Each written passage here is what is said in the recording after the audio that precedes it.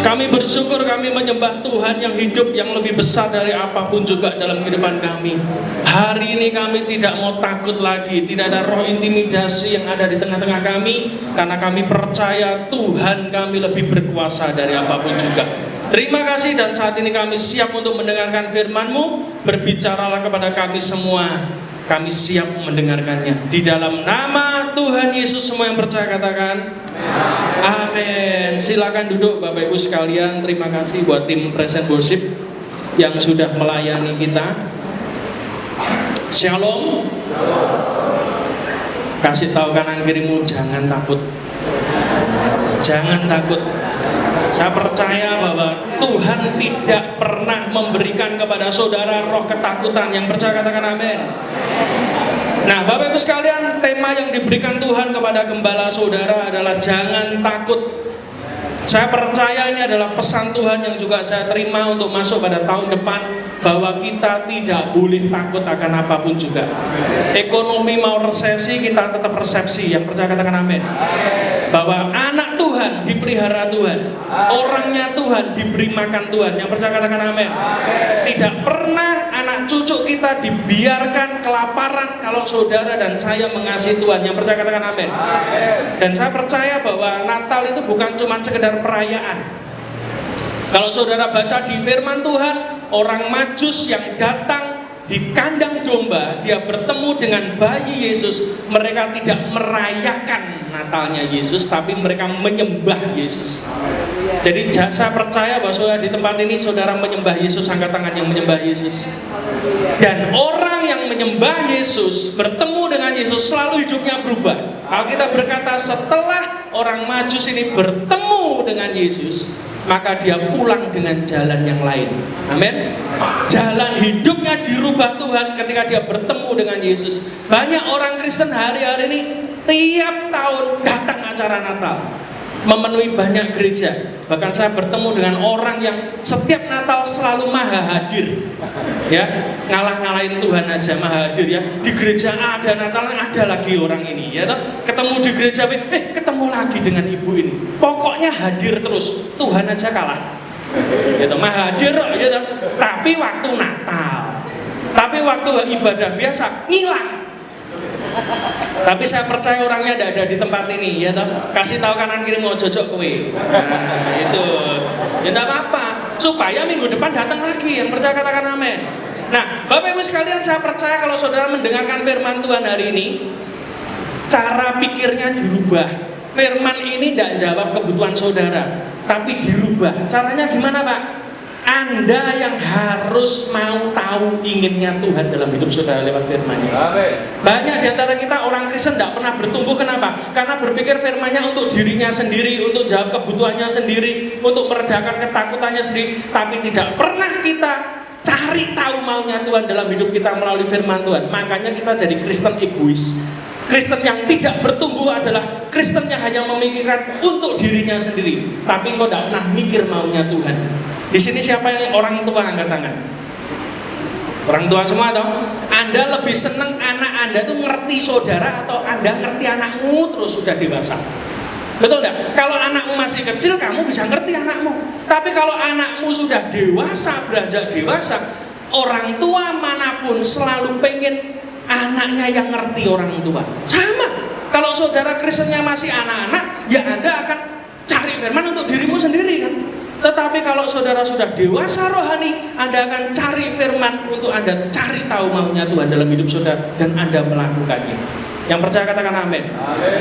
Mari kita buka ayat terakhir, karena saya cuma dikasih waktu 30 menit. Ya. Karena door prize-nya sudah nunggu. Ya. Tapi ini mendadak, Pak. Jadi saya lagi, ini maaf ya, ini jangan rebutan. Saya tadi kesini bawa emas 0,001 gram. Nanti saudara pulang, khusus yang dewasa yang dapat satu orang satu. Saya bawa tidak tahu 600 berapa biji itu. Ya, jangan dijual. Jangan apa? Loh, kenapa kok jangan dijual? Iya, pertama, mentalnya orang Kristen itu kalau dapat berkat jangan terus dijual. Mental makelar. Betul enggak? Loh, Tuhan belum berkati saudara sudah mikir dijual. Enggak, itu disimpan, itu benih dari saya, simpan aja. Ya, berkat Natal buat saudara, yang percaya katakan amin. Sama stiker nanti dibagikan di depan waktu pulang ya. Tidak usah berebut, anak-anak jangan ngambil dulu ya. Khusus orang dewasa ya. Nanti satu orang dapat emas murni 1 biji. Nah, mari kita buka ayat terakhir di 1 Raja-Raja 17 ayat 1 sampai 6. Ini berbicara tentang Elia. Dia mengalami ketakutan karena dia dikejar oleh Isabel dan juga Ahab. Dan Tuhan melarikan dia ke sungai Kerit. Oke, ayat pertama. Lalu berkatalah Elia orang Tisbe dari Tisbe Gilead kepada Ahab, demi Tuhan yang hidup Allah Israel yang kulayani, sesungguhnya tidak akan ada embun atau hujan pada tahun ini kecuali kalau kukatakan. Tahun depan banyak orang yang memprediksi katanya kekeringan panjang, kekeringan dompet, kekeringan ekonomi, kekeringan segala macam katanya. Makanya Tuhan bicara dengan gembala saudara, jangan takut. Kalau Tuhan bicara jangan takut, berarti di depan pasti ada hal yang menakutkan. Oke, yang kedua, kemudian datanglah firman Tuhan kepadanya, ayat 3. Pergilah dari sini, berjalanlah ke timur, bersembunyilah di tepi sungai Kerit di sebelah timur sungai Yordan. Ayat 4. Engkau dapat minum dari sungai itu, dan burung-burung gagak telah kuperintahkan untuk memberi engkau makan di sana. Ayat 5. Lalu ia pergi dan ia melakukan seperti yang firman Tuhan katakan. Ia pergi dan diam di tepi sungai Kerit di sebelah timur sungai Yordan. Ayat 6. Pada waktu pagi dan petang, burung-burung gagak itu membawa roti dan daging kepadanya, dan ia minum dari sungai.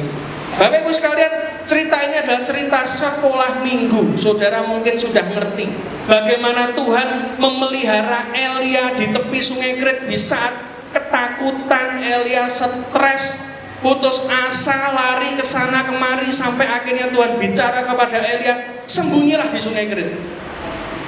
Hari itu kekeringan melanda seluruh Israel karena tidak turun hujan. Tapi Tuhan berkata kepada Elia, sembunyilah di sungai Kerit. Itu masih ada airnya. Tuhan akan pelihara kamu di sana. Orang yang melakukan seperti firman Tuhan, selalu dia menemukan sumber. Yang percaya katakan amin.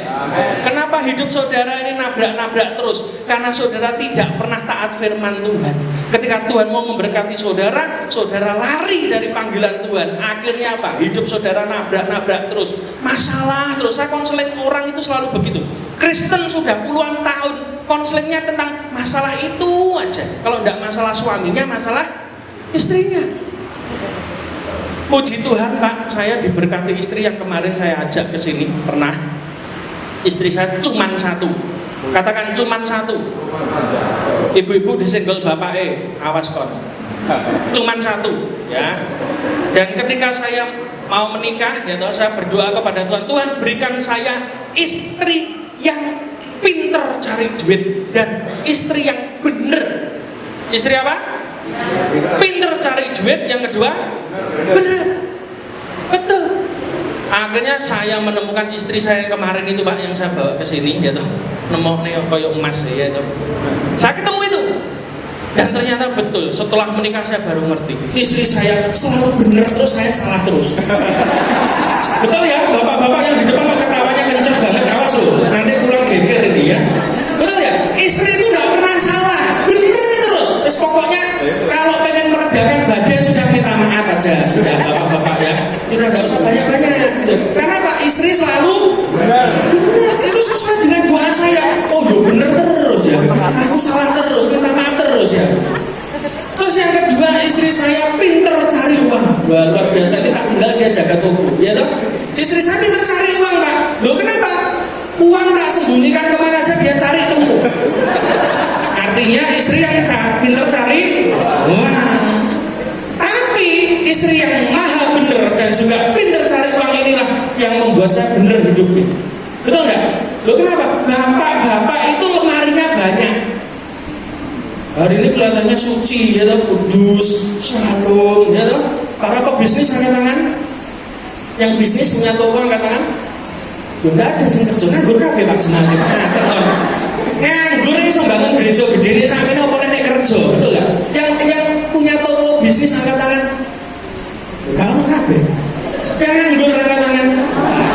Wah, Saya percaya bahwa setiap kita tuh harusnya jadi pria yang benar.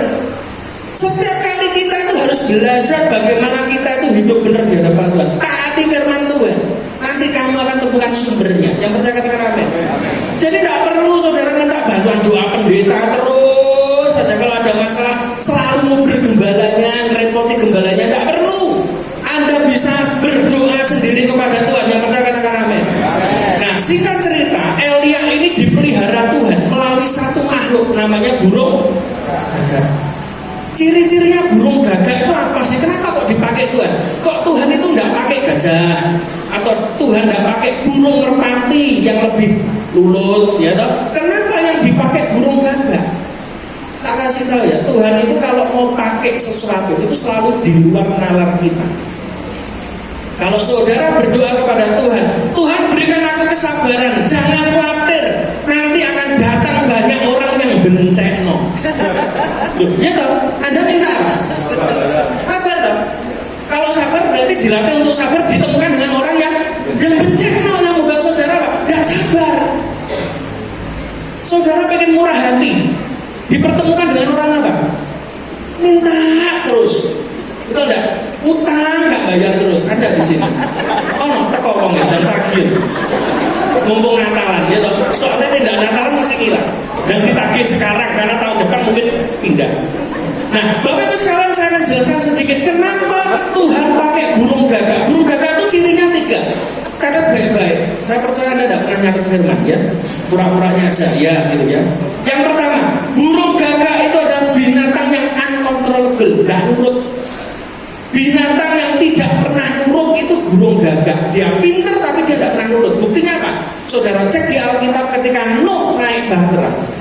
Maka sekian waktu dia terapung-apung, lalu dia ingin ngetes apakah sudah ada daratan yang muncul, ada permukaan yang muncul. Binatang pertama yang dilepaskan Nuh adalah apa? Burung gagak dan tidak kembali. Burung ini adalah burung yang tidak bisa dikontrol oleh apapun. Burung yang tidak taat. Tetapi saya mau beritahu, burung yang tidak taat malah dipakai Tuhan. Burung ini jadi taat. Kalau saudara yang jadi orang Kristen sudah belasan tahun, puluhan tahun ikut Tuhan, dengar firman Tuhan setiap hari, tetapi kalau saudara belum taat, berarti saudara belum jadi burung gagak. Ya, jadi burung gagak aja belum. Jangan ngimpi jadi burung merak. Ya itu mau gagak orang lulus bener. Burung gagak itu yang nggak bisa dikontrol, tapi ketika Tuhan suruh dia nurut. Bapak-bapak nurut nggak sama istri? Nurut. Loh salah. Gimana sih? Istri yang harus nurut suami. Ya, ini kelihatan ini bapaknya nurut istri, berarti di rumah itu pasti nggak berani sama istri. Ayo kapok ya toh. Nah, ditanyai gitu langsung jawab jujur. Biasanya jawaban jujur itu jawaban pertama. Yang kedua, ciri burung gagak. Ciri burung gagak itu adalah dia pemakan segala termasuk daging dan roti. Tapi saudara perhatikan, ternyata Tuhan suruh burung gagak untuk mendeliver daging dan roti kepada Elia. Ini sama dengan saudara nitip barang, kurir sebuah barang perhiasan kepada maling. Pertanyaannya apakah bisa nyampe tujuan? Belum tentu. Betul enggak? Oh makanan ini makanannya dia kok. Tapi dia bisa nurut kepada Tuhan untuk ngirim daging yang jadi kesukaan dia. Saya percaya waktu burung gagak kan tidak punya tangan. Betul enggak? Pasti dia akan pakai paruhnya itu untuk gigit daging, untuk nganter kepada Elia di Sungai Kerit. Saudara tahu? Pasti di tengah jalan dia ngiler. Pokoknya makanannya dia kok benar. Tetapi sekalipun dia kepengen makan, tapi dia tahu itu yang suruh Tuhan. Kalau manusia tidak pernah taat kepada Tuhan, masih keduniawian, masih kedagingan, tak berita. Engkau tidak akan pernah diberkati Tuhan. Ada orang kemarin konseling tanya saya, Pak, saya ini sejak jadi Kristen kok berkat saya seret. Aduh, saya doa sama Tuhan, ini jawabnya gimana? Ini kan pertanyaan klasik. Terus saya tanya, dulu kamu tuh diberkati itu gimana kelakuan kamu? Dia cerita, oh dulu saya diberkati Tuhan, saya beli apa aja bisa, kemana aja bisa. Maaf, perempuan aja bisa beli. Katanya begitu, bapak-bapak. Oh gitu ya Pak? Iya. Pantes kowe gak iso diberkati Tuhan. Loh kenapa? Tuhan sayang Bapak. Loh kok bisa sayang Kak? Saya sudah baptis loh Kak. Saya sudah terima Yesus. Nek diberkati nanti kamu beli perempuan lagi. Kadang kemiskinan itu menjaga kamu dari dosa. Percaya katakan amin. Disenggol kanan kirimu, sugih mau marah ya. Nah, itu ya. Pantesan kamu gak kaya-kaya. Nek kamu kaya dikit kamu hilang dari gereja. Bener gak? Betul ya Pak ya? Kita gembala sidang ini sore Jumat gak duwe nangis-nangis. Wah, itu beriseni. Bahkan kalau ada ibadah sekolah minggu datang, padahal dia sudah pulang. Saking cari Tuhan kepepet. Betul gak? Kaum wanita datang padahal dia pria. Bener gak? Kaum muda datang padahal umurnya tidak jalan. Dia datang minggu ibadah 3 kali teko terus absen terus sama Tuhan. Kenapa? Lagi kepepet. Orang kalau kepepet mesti cari Tuhan. Makanya tidak heran saudara dipepet Tuhan biar cari Tuhan. Amin loh. Nah itu makanya. Benar tak? Yang ketiga, ciri burung gagak itu apa Pak? Burung gagak itu tidak mau memelihara anaknya. Jadi burung gagak itu ternyata kalau dia sudah kawin, lalu mengeluarkan telur di sarang, dia erami sebentar, lalu telurnya netes. Keluar burung gagak kecil. Ternyata burung gagak itu tidak mau memelihara dan ngasih makan anaknya. Lucu. Jadi dia tidak mau melihara anaknya. Pertanyaannya, orang yang anaknya sendiri saja tidak mau dipelihara, ini kok disuruh melihara om-om di Sungai Kerit yang dia tidak kenal? Ini kan om-om loh. Elia kan tuwek, dia tuwek botak pisan dia. Lu bener nggak? Kok bisa? Lah mau ngopeni anak dhewe ora gelem. Lah ini suruh ngopeni om yang dia tidak kenal. Sana duduk, kadang duduk, om duduk, mbah duduk. Kok bisa-bisanya burung gagak itu mau memelihara orang untuk air di Sungai Kerit? Bapak Ibu sekalian, saya percaya nanti akan tiba waktunya. Tahun depan ketika krisis datang, tidak usah cari pertolongan manusia, cari baik-baik. Tidak usah cari pertolongan manusia, cari pertolongan Tuhan. Pasti Tuhan tolong. Dan tidak usah cari burung gagak. Apa itu kan? Boleh wong sugih kanggo utang. Itu burung gagak. Kita itu kalau sudah kepepet langsung tiba-tiba otak kita bisa ngelis sing sugih iki, sing sugih ning gereja iki, sing gereja sing iso dihapusi iki, ya bener ya? Betul ya? Sing iso diutangi ra dibayari sapa kira-kira yang penuh kasih Pak Gembala ngene ujung-ujungnya ya toh. Ya mateng loh. Bener ya? Loh kebanyakan kita begitu toh. Cari burung gagak. Enggak usah cari burung gagak, cari Tuhan, nanti Tuhan yang kirim burung gagak yang percaya. Beberapa hari yang lalu 23 Desember kemarin saya mengadakan Natal, dan Natal kita berbeda karena Tuhan suruh yang lain. Karena Tuhan bicara, kamu hubungi banci-banci untuk datang, untuk nyanyi. Banci, wah lah ini teman-teman saya banyak BPDI, nah ini kontroversi, tidak kudus itu. Banci kok yang gereja, bener gak? Bener dong. Saya juga bingung, Tuhan ini bener apa salah ini? Ya sudah, karena saya sudah sering menurut Tuhan, ya nurut saja. Lalu semua penari di tempat kita itu muslim semua, anak-anak suruh nari semua. Dan akhirnya betul, ada yang tanya, loh itu banjir rezeki seragam, masa banci-banci suruh maju nyanyi di tempatnya ibadah? Ya toh, Bu Rizkyla kan pernah di tempat saya. Saya jawab, saya ini lagi melakukan firman Tuhan Pak. Loh, firman Tuhan apa? Loh, kan kita berkata apa? Biarlah segala yang bernapas. Banci kan rambekan loh. Ini rambekan tak kubur. Nah, itu beneran. Dia di kuburan tempatnya. Lah karena dia bernapas ya sudah dia memuji Tuhan. Wong pitik nyanyi ra apa-apa. Lah masuk banci ra oleh. Beneran. Jadi ya tempat kita itu pemain musiknya muslim. Dan itu biasa, enggak apa-apa. Kenapa? Saya percaya Tuhan cinta segala bangsa. Loh betul nggak? Loh, bapakmu di surga itu loh datang ke dunia mati buat siapa sih? Apa buat orang Kristen? Enggak dong. Dia lahir ke dunia untuk saudara dan saya, termasuk orang yang nggak percaya kepada Tuhan, termasuk kepada orang yang benci dengan kekristenan. Paulus saja bertobat, mosok yang lain nggak bertobat. Amin. Yang percaya katakan amin. Nah, kita kembali lagi. Pada waktu itu saya berdoa kepada Tuhan, Tuhan ini konsumsinya apa? Lalu kita punya ide, ya toh? Pagi jam 9 saya bilang sama teman saya, Mbak, konsumsinya bakso aja. Kita kasih bakso semua sepuasnya. Oh iya, jam 9 pagi. Lalu saya pulang. Pulang di tengah jalan saya baru ingat, loh dananya dari mana? Saya kan lupa, dananya dari mana? Waduh, saya ingat itu. Lalu saya jual, Tuhan ini gimana? Tiba-tiba itu jam 9 pagi, jam 11 siang. Tiba-tiba ada sebuah PT di Surabaya, itu hubungi saya. Pak, ini banjir rezeki ya? Ya. Anu Pak, kita mau nyumbang panti asuhan. Kami dari PT Surabaya nyumbang panti asuhan. Barangnya ini sekian item, banyak sekali. Gede-gede, mesin cuci yang gede-gede itu, kulkas yang jumbo segala macam. Oke, bisa. Kirimnya kemana Bu? Panti asuhan? Ada 2 panti asuhan Pak ya. Di mana tempatnya? Di Surabaya. Enggak mumet. Mudah maksudnya. Saya kan di Caruban. Ini PT-nya di Surabaya, pesen barang di Caruban di tempat saya untuk dikirim kemana? Loh, mumet dong. Loh kok gak pesen langsung di Surabaya kan akeh toko toh. Loh kenapa kok pesennya di Caruban? Tak kasih tahu. Waduh, tiba-tiba Tuhan bicara tahun depan Tuhan akan memberkati kamu dengan orang-orang mumet.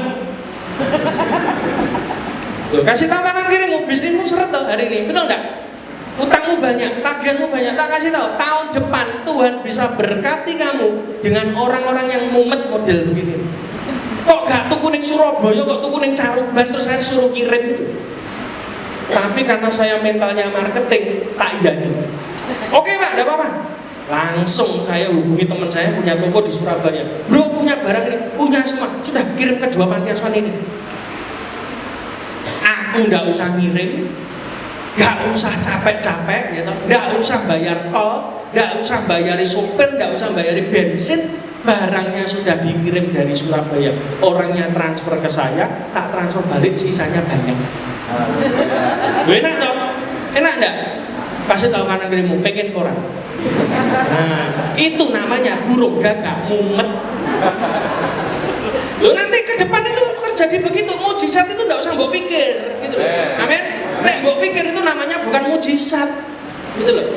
Ada orang yang ngomong, "Lah ini nanti begini." Alah sudah, enggak usah dipikir. Caranya Tuhan itu beda-beda. Yang percaya katakan amin. Amin. Tetapi Bapak Ibu sekalian, terjadi kemudian ketika Elia sudah nyaman di Sungai Kerit, burung gagak datang setiap hari, air Sungai Kerit tetap mengalir, tiba-tiba ayat yang ke-7, ayat terakhir.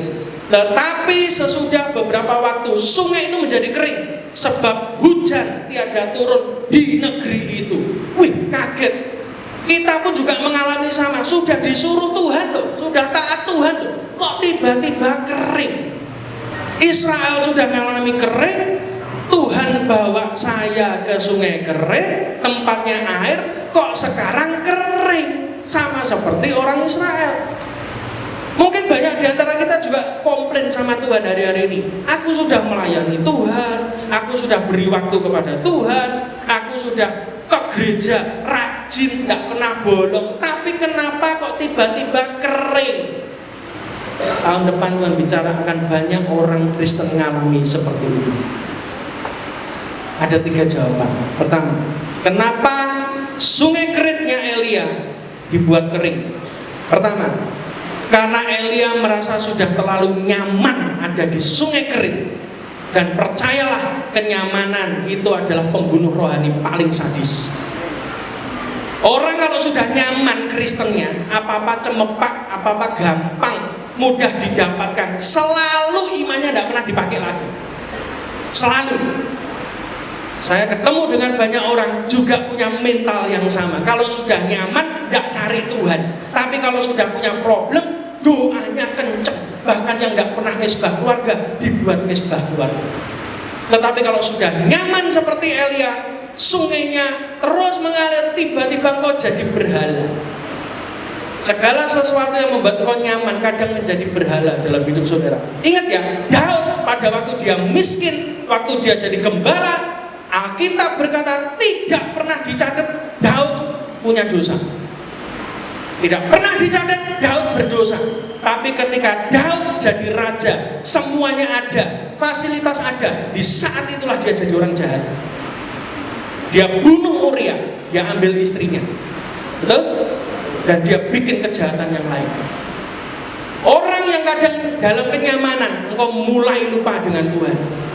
Hari ini saya peringatkan, kalau tahun depan saudara diberkati Tuhan, jangan pernah lupa Tuhan. Amen. Yang kedua, kenapa sungai Kerit tiba-tiba dibuat kering?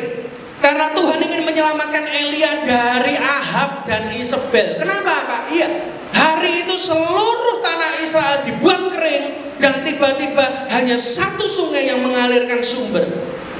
Saudara bisa bayangkan enggak? Andai kata Elia tidak segera pergi dari situ, dan mereka kedahuluan dengan Ahab dan Isabel dan pasukannya, dan menemukan sumber yang namanya sungai Kerit, pasti hari itu Elia ditangkap dan dipotong leher. Kenapa? Karena Isabel sudah mengatakan kepada utusannya untuk dikatakan kepada Elia, apa yang kamu lakukan kepada Nabi Baal akan aku lakukan sama kepadamu. Kadang kita komplain sama Tuhan kalau kita punya masalah. Jangan komplain dulu. Kadang masalah-masalah yang ada dalam hidup saudara, persoalan Tuhan suruh saudara taat sesuatu yang gak enak, itu kadang mempersiapkan saudara untuk menyelamatkan saudara dari persoalan yang lebih besar. Atau bahkan Tuhan menyelamatkan saudara dari persoalan kecil untuk saudara mendapatkan berkat yang besar. Pada bulan Oktober dan November yang lalu, tiba-tiba Tuhan berkata kepada saya, jangan khotbah kemana-mana, diam dengan aku. Kaget saya. Hari itu kan kena kan sini, ya. GPD Kandangan juga kena cancel saya.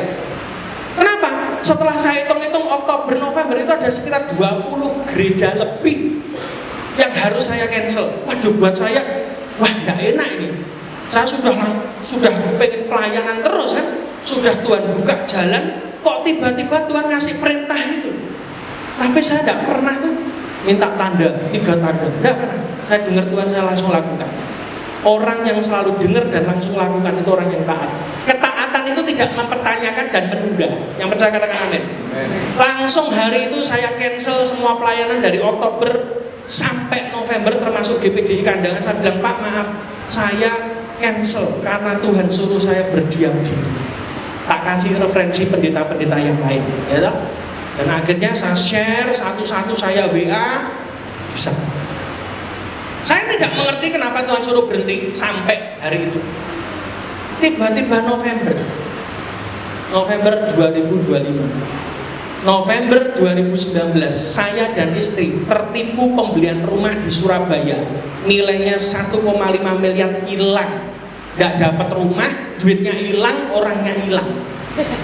Yes, ya toh? Itu betul-betul mengerikan sekali. 2019 November 2025 akhir, saya mau bersaksi, saya dapat ruko nilainya 2 kali dari yang saya hilang.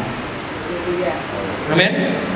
Andai kata saya tidak nurut Tuhan, diam di kaki Tuhan, tidak memotong kedagingan saya, hari itu mungkin saya tidak akan dapat itu. Dan setelah itu saya doa sama Tuhan, amin. Kok dapat ini, ceritanya gimana? Tiba-tiba Tuhan ingatkan saya, kamu hilang bulan apa, tahun apa? Saya lihat perjanjiannya itu dari orang yang nipu itu November 2019, 7 tahun kemudian, kayak Yusuf toh, November 2025 saya mendapatkan double. Karena di awal Oktober Tuhan bicara, apa yang hilang tahun lalu akan kembali tahun depan. Dan itu saya alami. Kalau saudara ingin mengalami itu, jangan pernah underestimate kepada Tuhan. Ketaatan saudara itu diperhitungkan Tuhan. Hal kecil yang orang nggak lihat itu akan Tuhan nilai dalam hidup saudara. Mungkin saudara mikir, oh sih, kenapa sih kok ada masalah ini man? Nggak usah mikir, sudah. Itu Tuhan tuh gelinding baik. Saudara akan ngerti ujungnya seperti apa. Berkat Tuhan mengalir dalam hidup kita. Amin. Yang ketiga, kenapa sungai Kerit dibuat kering? Karena Tuhan ingin menguji apakah Elia taat dengan Tuhan ataukah dia terikat dengan berkatnya Tuhan, yaitu sungai Kerit dan burung gagak. Banyak orang yang hari-hari ini terikat dengan itu. Belajar untuk tidak mengikatkan diri dengan apapun.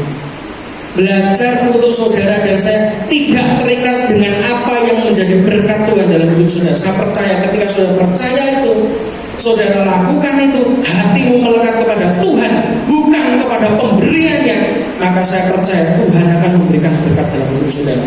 Di sini siapa yang aparat keamanan? Angkat tangan. Yang kerjanya polisi atau tentara? Ada?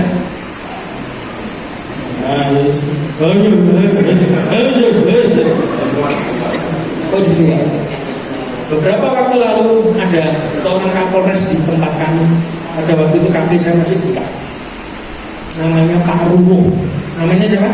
Pak Rumo. Melatih dia. Tiba-tiba malam-malam datang ke tempat saya, ketemu bersama Dan Ramil waktu itu, bersama Kapolsek, Pak Uji kalau tidak salah. Sekarang sudah pindah semua. Kita ngobrol bertiga. Ngobrol. Tiba-tiba saya dapat impresi orang ini akan diangkat naik dulu. Pak, siap-siap promosi. Ya, amin. Ya, amin aja mau dia muslim. Ya, amin gitu aja. Pokoknya doa yang baik itu diaminkan aja. Saya merasa dalam roh saya ini orangnya akan naik. Dan seketika itu betul. Sekian bulan berikutnya dia dipindah. Aku saya tidak tahu dia pindah di mana. Dia itu kelahiran Ngawi, anaknya guru di kota Ngawi. Dan dipindah tidak tahu kemana. Tiba-tiba saya terkejut. Kenapa? Kemarin pada waktu Gibran kunjungan di GPDI Samratulangi di Manado, gereja terbesar. Tiba-tiba Gibran habis pidato, dia bagi-bagi apa? Dipisah. Gibran itu wakil presiden, Pak, kalau tidak tahu aja. Kok bingung tuh ya kan? Bagi-bagi. Saya tahu. Ketika saya lihat saya kaget. Loh, ini kan Ruro sudah melatih 3 jadi ajudan Wapres. Tepuk tangan batu. Orang kalau percaya nabinya, Allah akan selamat, akan berhasil. Percaya firman-Nya. Amin. Udah. Sesuatu yang baik itu amin, nggak usah mikir, katakan amin. Orang yang nggak kenal Tuhan aja bisa kok. Maksud saudara yang Kristen itu kok pancet, nggak naik-naik, betul nggak? Dia tahu karirnya nggak pernah naik karyawan terus sampai mati kok karyawan terus, betul nggak? Loh, hamba itu hatinya, tapi jabatannya ya jangan hamba terus. Hatinya hati hamba, jabatannya ya minimal bupati ya.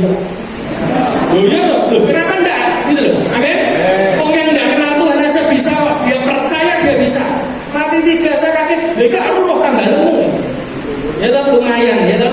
Yang terakhir, ayat emas kita pada hari ini yang Tuhan taruh dalam hati Pak Gembala. Yesaya 4:10. Ini terakhir sudah diperingatkan 10 menit ya. Yesaya 4:10. Jangan takut. Katakan apa? Jangan takut. Sebab aku menyertai engkau. Janganlah bimbang, sebab aku ini Allahmu. Aku akan meneguhkan, bahkan akan menolong engkau. Aku akan memegang engkau dan tangan kananku yang membawa kemenangan. Yang percaya katakan amin. Ketika saya membaca ini, saya mulai merenungkan kembali Natal. Kenapa kok Tuhan ngomong jangan takut? Hari-hari ini ketika saya survei jemaat Tuhan, ketakutannya cuma satu, raiso mangan. Katakan raiso mangan. Yang kedua, tidak bisa kerja. Katakan tidak bisa kerja, nganggur. Yang ketiga, tidak bisa nikah, orang kerja. Ya toh, 3 hal ini ketakutan. Bapak Ibu sekalian, tiba-tiba Tuhan ingatkan saya, kamu coba lihat Natal itu apa sih? Saya coba lihat di YouTube itu, ya toh, termasuk di Google, gambar peristiwa Natal. Di situ Yesus lahir di kandang domba, bukan karena dia miskin, tapi karena apa? Penginapan penuh. Tidak ada tempat untuk Yesus dan Maria dan Yusuf yang waktu itu Yesus masih dalam kandungan untuk menginap. Sampai akhirnya ada salah satu yang punya penginapan mengatakan di sini sudah penuh semua, tidak ada. Yang ada cuma satu, kandang domba. Dan hari itu karena Maria harus melahirkan terpaksa, Yusuf dan Maria masuk ke kandang domba dan lahirlah Yesus. Masih ingat ya cerita itu ya, jangan-jangan lupa. Soalnya anak kecil saya tanya, Bu, Natal itu apa adik-adik? Lahirnya Sinterklas, ngawur ya. Untuk gak mau Sinterklas ya toh. Nanti jangan-jangan lupa ya. Yesus lahir. Dan tiba-tiba Tuhan ingatkan saya, kamu lihat Yesus lahir di Palungan. Saya coba cek di Palungan. Betul gak? Palungan itu tempat apa? makan. Dan tiba-tiba Tuhan memberi pesan untuk tahun depan. Anak Tuhan tidak usah takut gak bisa makan, karena Yesus bertata di atas tempat makan. Yang percaya katakan amin. Bukankah saudara dan saya dombanya Tuhan? Amin. Kalau engkau dombanya Tuhan, tempat makanmu itu tempatnya Yesus dilahirkan, ditaruh di situ. Dia bertata, dia berkuasa atas apa yang kamu makan, minum, pakai. Kenapa kamu harus takut? Yang percaya katakan amin. Tidak perlu takut lagi sejak hari ini, karena Tuhan akan bukakan semua hal yang dalam hidupmu yang hari ini tertutup. Tuhan pasti akan bukakan dalam hidup saudara. Tidak perlu takut. Natal hari ini coba saudara maknai dengan yang berbeda. Yesus tidak cuma lahir ke dunia yang kita rayakan seperti ini. Tidak. Ada maksud tersembunyi bahwa Yesus dilahirkan di palungan tempat saudara makan. Jadi kenapa saudara harus takut dengan apa yang kau makan dan minum dan pakai? Amin. Tahun depan saya berdoa tidak ada kekurangan di tengah-tengah. Tepuk tangan baru. Yang terakhir, kesaksian terakhir saya tutup dengan ini. Suatu ketika saya ditelepon oleh sebuah perusahaan Jakarta. Mungkin sudah tahu, KPK itu kalau nangkep orang biasanya hari Jumat, ya betul. Bapak pejabat jadi tahu. KPK itu kalau nangkep orang hari Jumat, makanya disebut Jumat Keramat. Betul, mesti Jumat. Tiba-tiba hari Jumat saya ditelepon dengan orang Jakarta, sebuah perusahaan.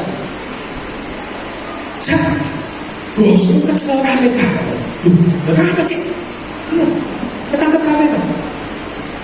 Kasusnya ini bilang gue TV. Saya lihat di YouTube tuh, ngapain lihat TV? Ada apa ya? Saya lihat di YouTube berita penangkapan bos perusahaan X ditangkap. Terus masalahnya apa? Masalah gini, Senin itu kita harus gajian. Semua rekening perusahaan dan anak perusahaan diblokir KPK. Kita nggak bisa pergi. Mateng, masalah. Kenapa? Masalahnya dia telepon saya. Dan orang telepon aku nggak masalah tuh kan? Masalahnya kok telepon saya itu. Ada masalah selalu telepon pendeta itu kenapa? Saya bingung. Ya sudah, tak doa dulu. Tiba-tiba saya doa, Tuhan ini gitu. Tuhan cuma ngomong 3 hari lagi. Tuhan ngomong apa? 3 hari. Saya ngomong, Bu, 3 hari lagi. Loh, blokirnya dibuka Pak. Loh, nggak ngerti Tuhan ngomong 3 hari lagi. Iya nih dibuka, ada orang.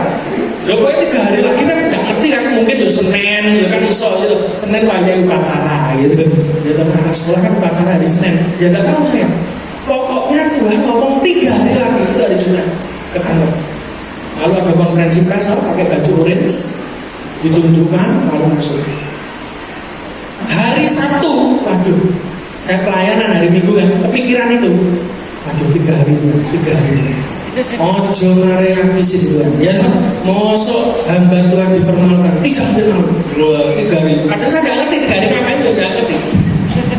Wah, akhirnya hari Sabtu, hari Minggu saya khotbah, saya khotbah, teng, blosor ya. Katanya Pak Kumis itu ya. Akhirnya saya khotbah, selesai loh. Hari Senin saya lupa.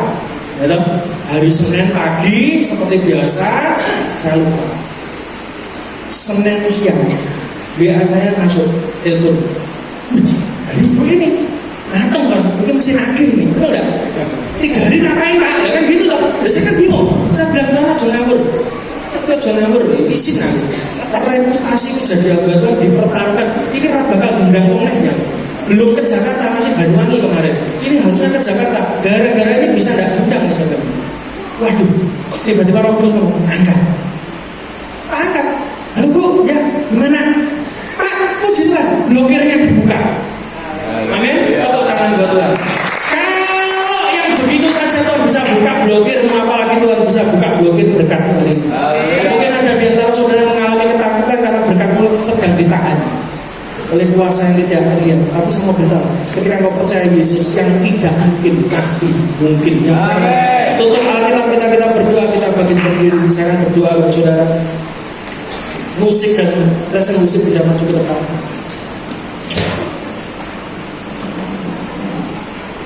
Yang paling kuat dalam hidup saudara dan saudara khawatir, jangan pernah khawatir.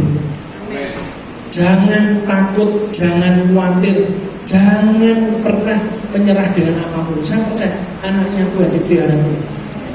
Dan tiba-tiba muncul pesan Tuhan buat saudara. Yang bertuhan yang akan bertahan. Amin. Apapun jabatan saudara tahun depan, yang bertuhan akan bertahan. Amin. Saya mau tanya buat saudara, Bahtera Nuh itu perahunya besar, isinya banyak. Ada badai datang, tahun depan juga terjadi. Ketika Oktober Tuhan bicara sama saya, air akan naik ke daratan, tidak ada yang percaya. Mosok banjir lagi, tidak mungkin. Tiba-tiba kita lihat Aceh, Sumatera Utara, Sumatera Barat habis. Dan orang baru percaya. Saya bilang, telat. Tapi tahun depan akan ada gelombang besar. Tetapi Tuhan berkata, Bahtera Nuh harus dibangun. Bahtera itu saudara. Saya mau tanya buat saudara, apa yang tidak ada dalam Bahtera Nuh? Binatang ada, semua ada, kecuali satu benda yang tidak ada di Bahtera Nuh. Apa itu? Kemudi. Itu antara Nuh nekat atau Nuh gak bisa bikin kapal, ataukah Nuh taat Tuhan? Tapi karena tidak ada kemudi, maka Tuhan yang mengendalikan Bahtera Nuh. Nah, tahun depan jangan pernah nyetir hidup saudara sendiri. Izinkan Tuhan membawa saudara satu tempat ke tempat yang lain, pasti selamat semua. Ketika saudara kendalikan Tuhan, ini kendaliku, silakan ambil alih. Maka hari itu saya percaya Bahtera akan sampai pada tujuan dan akan selamat. Yang percaya katakan amin. Kita akan berikan.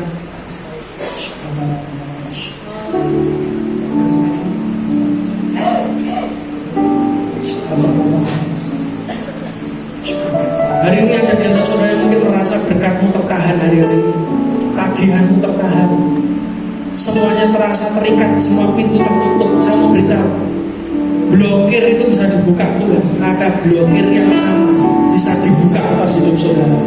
Bagi Tuhan tidak ada yang mustahil. Apa yang dikatakan firman Tuhan jangan takut, itu akan terjadi dalam hidup saudara.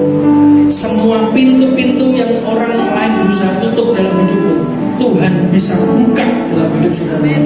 Angkat pujian ini Bapak. Yesus.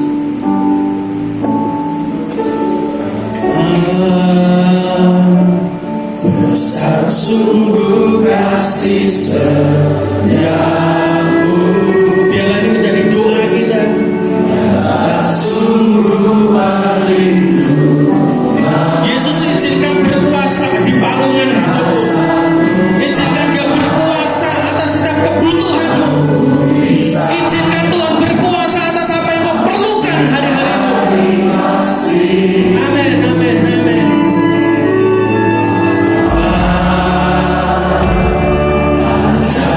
Selalu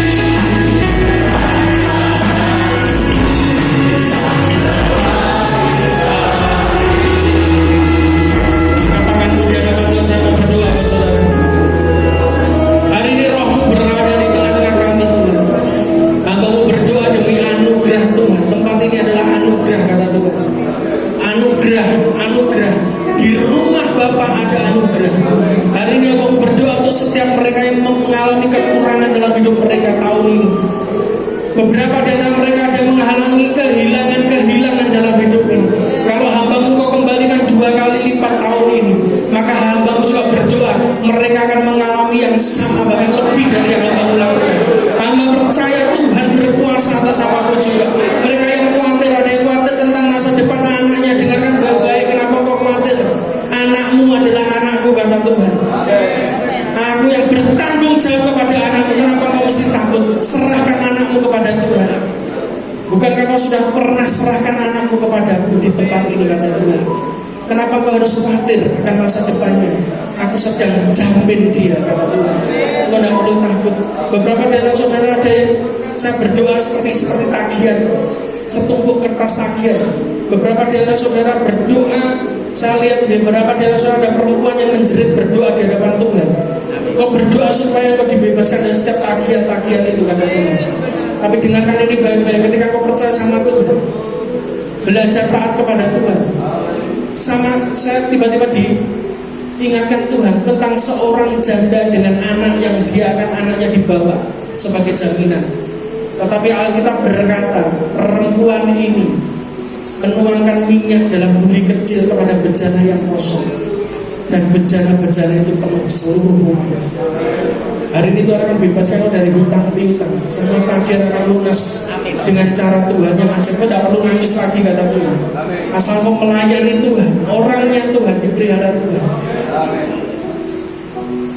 Tuhan munculkan satu kata untuk saudara hari ini, dengarkan baik-baik. Saya merasa di roh saya ada beberapa di antara saudara dipanggil Tuhan untuk melayani Tuhan. Tapi kau terus lari terus dengan alasan apa bisa dipelihara Tuhan, apa bisa mencukupi kebutuhan. Dengarkan ini buat saudara ini ya. Kelihatannya anak muda saya lihat. Dengarkan pesan Tuhan buat kamu. Catat baik-baik. Orang yang melayani raja mendapatkan upah raja. Upahmu tidak akan pernah sedikit kalau engkau melayani itu raja di atas segalanya. Kenapa kau harus takut? Jangan kau lari terus dari panggilanmu, kata Tuhan. Ada beberapa yang saya lihat. Engkau jangan lari, jangan muter terus dari panggilan Tuhan. Hari ini Tuhan panggil kamu. Tuhan panggil kamu melalui saya yang jauh-jauh dari Caruban, hanya untuk bicara sama kamu, untuk kamu tidak lari dari panggilan ini. Belajar taat kepada Tuhan. Ada beberapa orang yang punya sakit. Dengarkan baik-baik. Perkatakan firman Tuhan, tubuhmu adalah bait Allah, bukan rumah sakit, bukan tempat nyimpen obat. Hari ini percaya kau disembuhkan, Tuhan berhenti dari obat. Tuhan akan sembuhkan saudara. Bapak-bapak tua kalau tidak salah. Belajar percaya. Jangan dikit-dikit khawatir. Akhirnya kamu minum obat terus, obat tensi, obat diabetes, segala macam kamu minum. Tubuhmu adalah bait Allah. Saya katakan di dalam nama Yesus, bukan rumah sakit. Tubuhmu bait Allah. Kesembuhan akan mengalir dalam hidup saudara. Terima kasih Tuhan, kami mengangkat tangan di hadapan-Mu Tuhan. Hari ini aku berdoa, biarlah berkat yang sama akan turun dalam kehidupan gereja kami. Semua diberkati. Dan hari ini aku memperkatakan tidak ada lagi orang miskin di antara kami, sebab Tuhan memberkati kami di negeri yang diberikan Tuhan sebagai milik usaha ini. Di dalam nama diberkatilah apa yang kau kerjakan, dan sejak hari ini apa yang disentuh tanganmu akan menjadi besar dan mendunia. Di dalam nama Tuhan Yesus, senang percaya.